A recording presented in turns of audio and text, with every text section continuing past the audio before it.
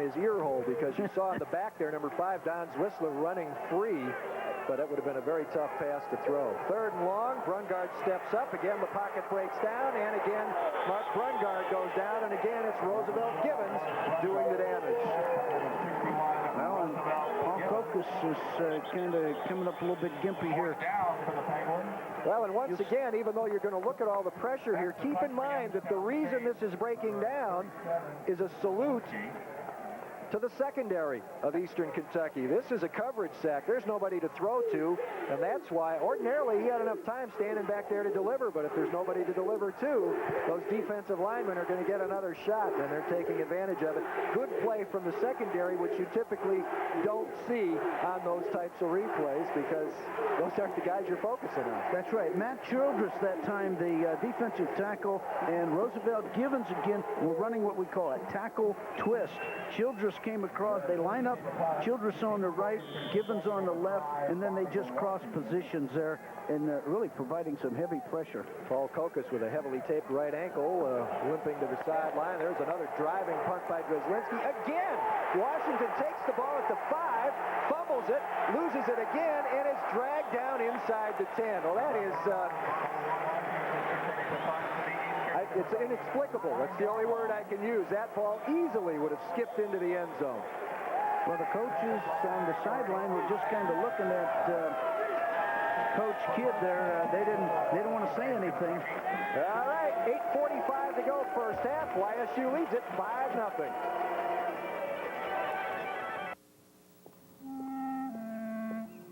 At Bank One, we're always bringing the latest financial services to our customers.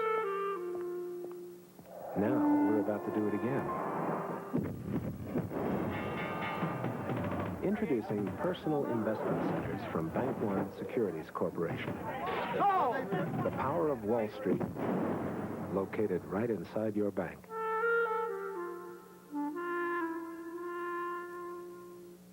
At Jack Burford Chevrolet Oldsmobile GM, we're bringing our best to you. At Jack Burford, we believe it's the little things that bring out the best in our dealership. Little things like honesty, integrity, and dependability. Little things like responsiveness to our customer needs and great service follow-through.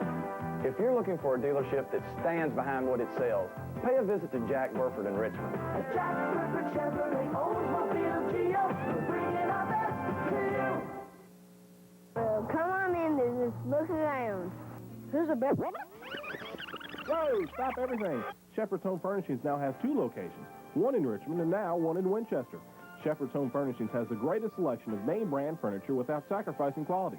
Brand names like Broyhill, Lane, and Lazy Boy. Christmas is just around the corner, and now we have 2 locations to serve you better. Remember, Shepherd's Home Furnishings off US 25 South in Richmond and now in Winchester in the Boonesboro Plaza. Shepherd's, where home is our middle name. Hope you've been with us from the get-go. If you haven't been, you're joining us in the middle of a pretty good football game. I'm Jim Campbell with Dick Hartzell and Jim Evans. Youngstown State leading Eastern Kentucky 5-0 midway through the second quarter. Eric Clay chopped down for no gain at his own 9-yard line. A penalty flag also flying into the pile there. Western Kentucky backed up again because of very questionable judgment by punt returner Bobby Washington. Penalty coming up will be against Eastern Kentucky. Well, the left guard came across. He was holding on the play, and I believe that's what the call will be. Yes, it is. It's holding. Left guard, I'm not sure which one it was. I'm not going to call a name out here, but the left guard came across. Here you'll see the play. He grabbed number 45, who actually, they tackle him right there. They take him right down inside, and then Reggie Lee came up from his linebacker position, made a real fine hit on the play.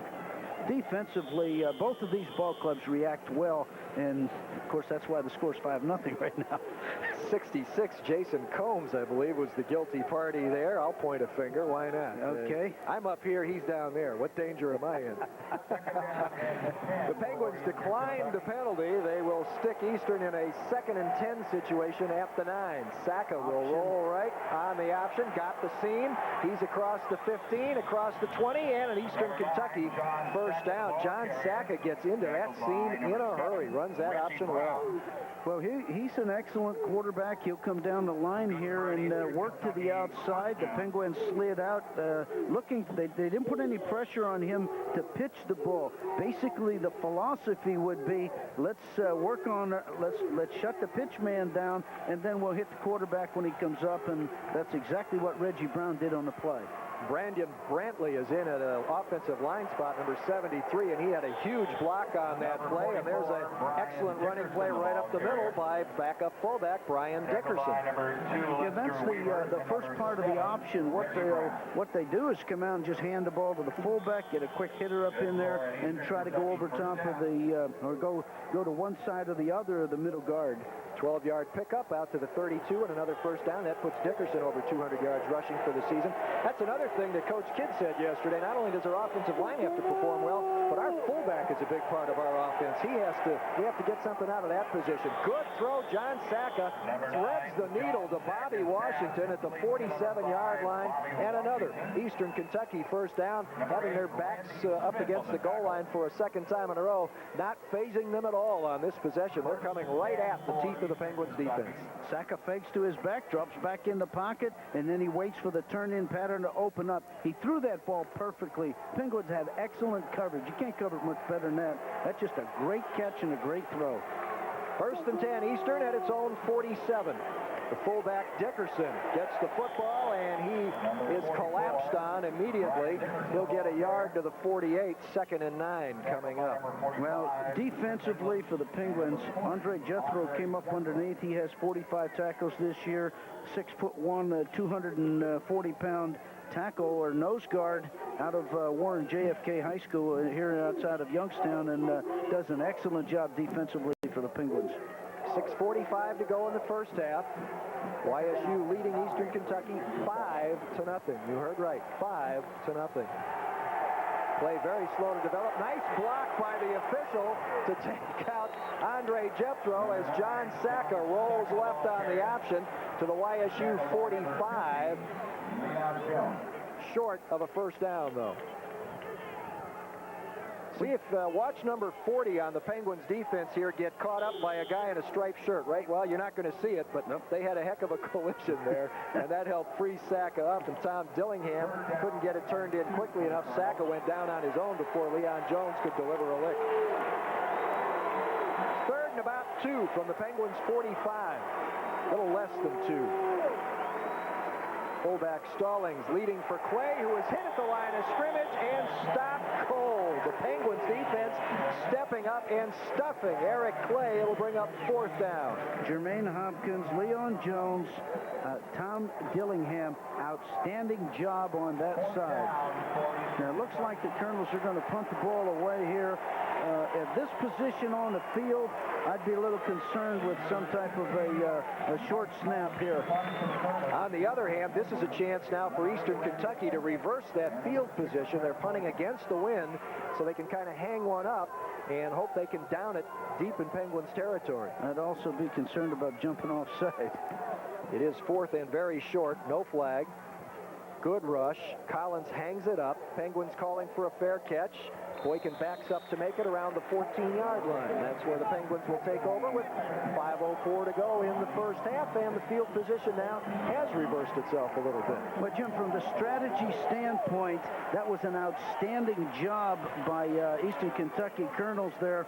They were backed up inside the 10-yard line, and now the ball's on the other end of the field. So their defense now will have to provide them some effort here. And the other thing is they have a huge problem in the punt return game. 1st and 10 Penguins. Mac Gilchrist and Sean Patton, the running backs.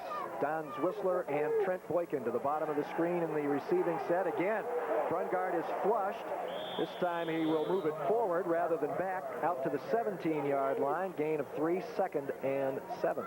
Well, Jim, great defensive teams provide good pressure with the up front 4, and that's exactly what Eastern Kentucky does. That's exactly what Youngstown's doing. You'll see Brungard come back in the pocket here. Sam around 54 steps to the right. Now Brungard's going to slide up inside, and then here comes the pursuit And these ball clubs pressure and pursue well. This is Sean Patton. Not much of a hole. Sean manages to squirt out to the 20-yard line. Another gain of 3. It will bring up third down and about 4. Well, and on the defensive side of the ball for the Colonels there, you had Ches Jesse again doing a real nice job. This young fella's playing a great football game, as well as Timmons, who we highlighted in the front of the show. 3rd and 4 Penguins from the 20-yard line. They lead 5-0. We've got just under 4 minutes to play in the first half. YSU basketball coach Dan Peters has joined us in our custom-built press facility here. Maybe we'll get a chance to talk to Dan a little bit later in the broadcast if he can hang around. Don Whistler takes the quick throw from Mark Brungard, makes his first catch of the day. The Penguins will keep the football. They've got a first down out across the 25-yard line. Well, Coach Peters opened up with a W last week. That's great, Coach. Congratulations. By golly, he's going to get that program going. He's doing a super job. That was an 8-yard pickup. The Penguins' next basketball outing will be 1 week from tonight. They play Akron. And maybe if we talk later, Coach, I'm going to put you on the spot because we haven't beat Akron since I was a pup. That's a long time ago. 1st and 10. YSU. Sean Patton trying to sweep left. Steps across the pile at the 30, out to about the 33. Gain of 5. And, Dick, is that something, the Penguins have not gone wide with the running game very much so far today. Is that something they need to think about doing to break up that pursuit they've been getting up the middle, that strong middle pursuit? Well, I think, Jim, last week, Brungard had a little problem with the knee. They didn't want to run the option, and they're not running a lot of option right now. If they went to the option game, it would be another thing. But, I believe they're going to stay away from the option.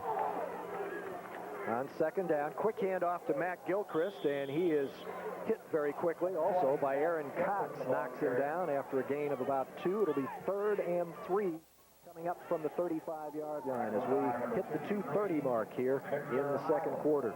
On the offensive line for the Penguins, you have George Tomash, Matt Hogg, Chris Samarone, Matt DeVecchio, and Ray Miller. These fellas are providing the blocking up front. Again, you're looking at a 3rd down and 4. Probably another quick pass would be the play of the day, or dump one of the backside of the backfield. You got Don Whistler and Trent Boykin there flanked to the top of the screen. Penguins go to a split. Darnell Bracey is split left out of the view at the bottom of your screen. Brungard can't spin away from trouble. Again, great pressure right up the middle. There's also a penalty flag down. Even if it is against the Penguins, I would imagine we will see Eastern Kentucky decline it because it will put the Penguins in a 4th down situation. There is the signal. We can see it as Jim Tressel looks on, the holding call, and it will be 4th down Penguins. Eastern Kentucky will take the sack. Now everybody has seen the call. Yes, they have. Aaron Cox was the young man providing the pressure that time as 265-pound junior from Fontana, California. He's a long way from home. Seems to be enjoying himself this afternoon, though. He sure is. Tim Dreslinski. Kind of a sidewinding end-over-end punt taken at the 27 by Washington, and he has popped hard as he reaches the 35 and driven back. A little bit better field position for Eastern Kentucky this time, and Washington was in no risk as he received the punt that time. Just a minute 39 to go, though, before halftime, so Eastern may have good field position, but has a little clock problem. Well, both of these ball clubs do a good job in all areas of the game. These teams are fundamentally sound, and as we talked earlier, that's exactly why both of them are here. See if Eastern's going to go to air Saka here. They have 65 yards to cover. Deep drop, good pressure from the outside. Saka steps up, throws. He's got Diallo Burks all by himself out there and runs it out of bounds to stop the clock at the Penguins' 43. Lester Weaver was chasing him over there. And I would imagine in the booth just below us, Coach Haycock is having a little fired up here. This is it's an out pattern. It's a real deep out pattern. Saka stepped up in the pocket there and fired that ball out. That's an excellent throw. Defensive back just a little bit too far off the receiver. 22-yard pickup to the Penguins' 43-yard line. 1:33 showing on the scoreboard clock. Eastern comes out. They've got Burks, the guy that just caught that pass, to the top of your screen. Bobby Washington split wide to the right. Play action. Saka pocket collapses. Going to get a holding call here. Eric Clay reached out and grabbed Andre Jethro right in front of the official. He can't believe he's being called, but I don't see how he can't believe he wouldn't get caught. He might as well have grabbed the official. It was that close. And then Jermaine Hopkins finished off the play here, but this one's going to come back a little bit. You'll get a good look at it. Watch number 20 there. He's got a handful of Andre Jethro. Right there. And there you see the official. He's looking right at it, so he wasn't going to get away with it.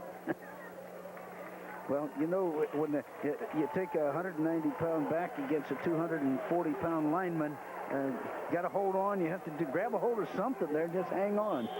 Takes the ball back from the Penguins 43 to the Eastern Kentucky 38.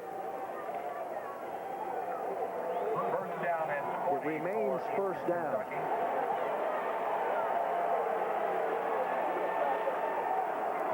Delay, Carlos Stallings, too much traffic. He'll only get 3 out to the 41. When on that play, you have Jim Jones in there, a sophomore, 6'4", 250-pounder for the Penguins on the defensive line.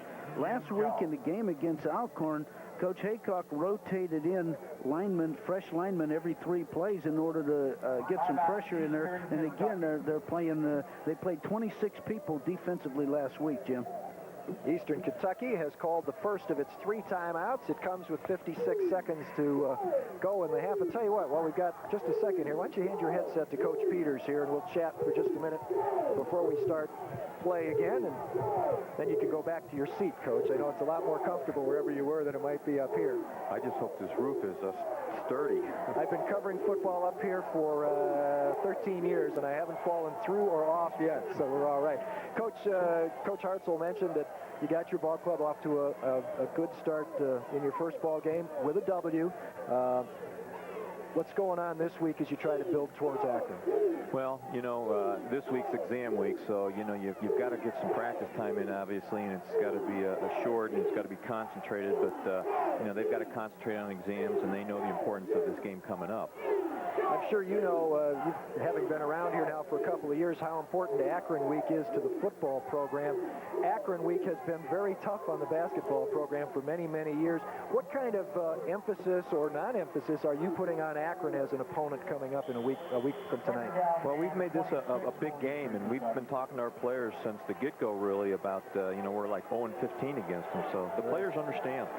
All right, we're ready to go here. We'll let you hang on here for a second, Coach, as John Sacca drops, throws, incomplete. Leon Jones was about the closest player to that. Have you, Coach, as you build from a year that showed a lot of promise but not a lot of victories, do you have kind of a, I don't want to say a timetable or a set number of victories set, but do you have kind of a scale set for yourself where you want to be at a set time, places, things that you want to accomplish by a certain time in the year? Well, I don't know if we have a set number of victories, but obviously we know where we'd like to be in our performance and the quality of play, and we're not there yet, but we're working to get there. On 3rd and long, Eastern Kentucky with 50 seconds to go in the half, trying to get on the board, throw over the middle. A lot of red shirts there. Again, Leon Jones, Randy Smith, Vance Mays. Good, strong throw by John Sacca, but DeLeo Burks didn't have much of a chance to catch it, and the Penguins will get the ball back with less than a minute to play. Coach, does the success of the football program have an impact, or have you felt an impact in any way on the basketball program? Sure, I think it, you know, success breeds success, and, you know, our players see what the football program has accomplished and the support they receive, and we talk about that all the time, that if you go out and you work and you do the things you're supposed to, there's no reason we can't achieve some of those same results. Trent Boykin taking the punt on the run at the 28 and out of bounds at the 35. Penguins will get it with 38 seconds to go. How about the extra publicity and attention nationally and regionally that the university is receiving from football? Do you see that as an aid in recruiting in any way? Oh, I think at times, you know, there's a lot of kids that you recruit that, you know, they follow all sports. And then there's some of the players that you recruit, they really only follow basketball, and they're not really that sure about the football program. But the one thing is most coaches are aware of it, and I think that helps us. I got one more question for you here before we let you go. And do some halftime socializing before you get fired up for the second half. We'll get it in after this first down play for the Penguins from their own 35. Mark Brungard wants to get something else on the board, scrambles out of trouble, and then falls down on his own back at the 25-yard line. And it'll bring up second and very long. Coach, I guess the ultimate question right now, as you are a year and a half or so into your tenure here at Youngstown State, are you happy and are you encouraged by what's going on within the program and at the school? Jim, without question, I think, our progress that we've made has been tremendous. I know my family's extremely happy here, and the people in the Valley have treated us just great, and the support from the administration. I just don't think you could really ask for any more. Now it's time for us to start producing. Well, we know you'll get it done. The first half here is history. Thanks very much for stopping by. YSU basketball coach Dan Peters helps take us to halftime. The Penguins led the first meeting of these two teams 6-0 at halftime. Today at halftime, it is 5-0. I think we're on hold to see if we can get Coach Roy Kidd hooked up with Jim Evans here before we break away at halftime. There you see the Penguins leaving the field in what has been another pretty typical, bruising, physical Eastern Kentucky Youngstown State football game, Dick. Very bruising. We do have some people banged up right now, Jim. You take Nakia Hendricks, and he's out. That's Sean Patton's backup man. Plus, he's involved in a lot of the kick game, and we have some other people with bumps and bruises, but as you go through the season, that happens. All right, Jim Evans is hooked up. Let's go down to him. Okay, we are with Coach Tressel.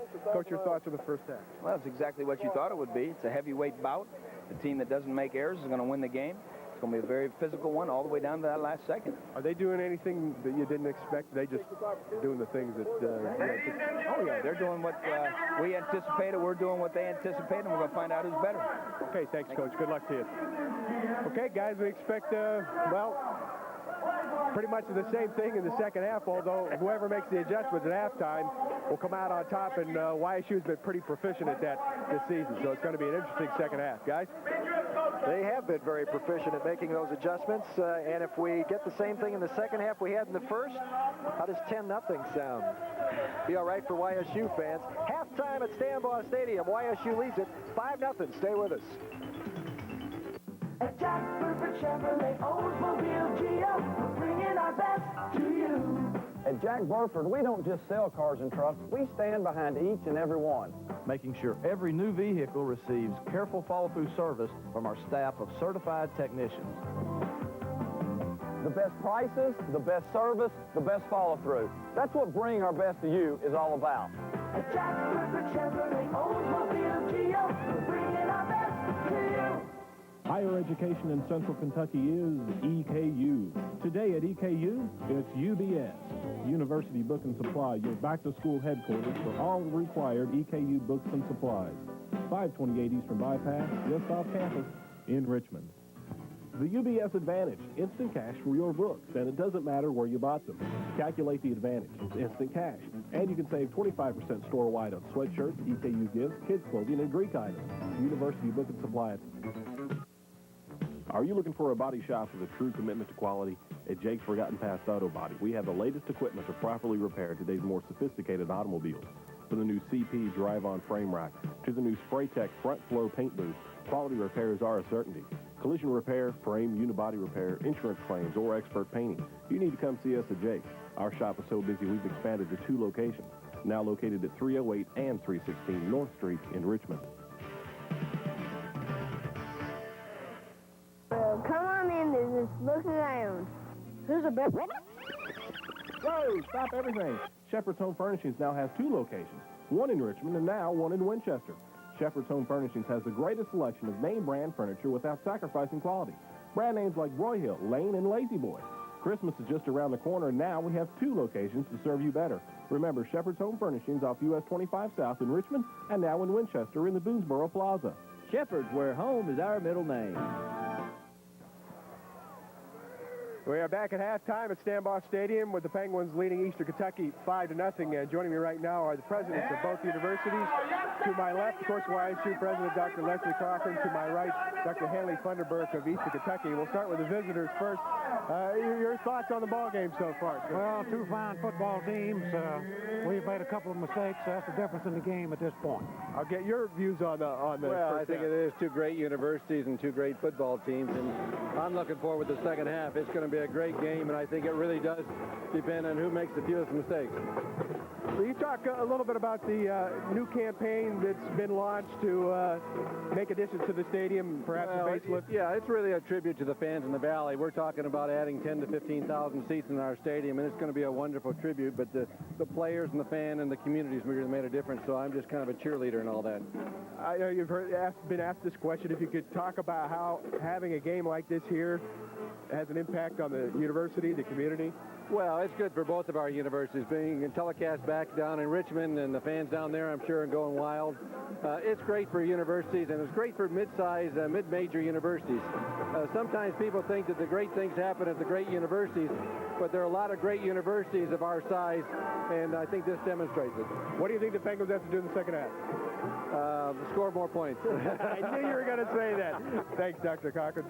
Dr. Funderburk, quickly with you, could you talk about how the athletic program is intertwined with the academic side of your university and how it plays such a big role? Well, it's very much intertwined at our university. It's part of our College of Health, Physical Education, and Recreation. And the athletic director is responsible for it, of course. And at our place, he just happens to be one and the same person. The dean of that college is the athletic director, one and the same person. And as Dr. Cochran has pointed out, of course, we are very proud of our university. These are universities that belong to the same organization nationwide, the American Association of State Colleges and Universities. And we do a lot of things for a lot of people. We're very proud of what we do, and we're proud of our athletic program as well. You should be. Your team no stranger to playoff action. This is a big thing to have a playoff system as opposed to the major schools that go with the bowl. Makes it the bowl situation. Makes it a lot more competitive, a lot more fun, doesn't it? Well, it does. We've been there 15 out of 17 times. We probably play more football than any other team in the nation. I'm going to check that one of these days, be sure about it. But, yes, you wind up with a true champion this way. Okay. Thank you very much for your time, Dr. Funderburk. We appreciate it. Stopping by. Yes. Same to you, Dr. Cochran. We are at halftime once again with the Penguins leading 5-0 in this 1AA quarterfinal game. We'll be back with more after this.